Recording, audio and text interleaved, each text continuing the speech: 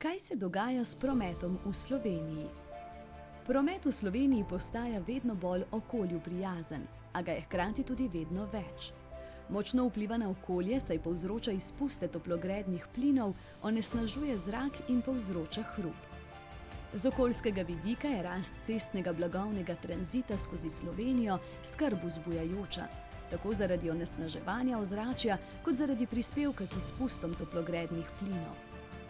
Cestni motorni promet je glavni vir hrupa v Sloveniji, ki dokazano škoduje zdravju. Izpusti toplogrednih plinov iz prometa predstavljajo skoraj tretjino vseh izpustov. Čeprav smo v zadnjih desetletjih uvedli tehnološke izboljšave, da bi zmanjšali negativne vplive prometa na okolje, povečevanje obsega motornega prometa te dosežke izničuje. Okolju prijaznejših električnih vozil je vse več, a ta ne rešujejo vse večjih težav na področju prostora, zastojev, surovin in odpadkov. Tudi ko so izrabljeni, predstavljajo odpadek. Elektrifikacija je še vedno izziv za tovorni in letalski promet. Ključ do rešitve je spodbujanje trajnostnih oblik mobilnosti, kot so javni potniški promet, kolesarjenje in hoja.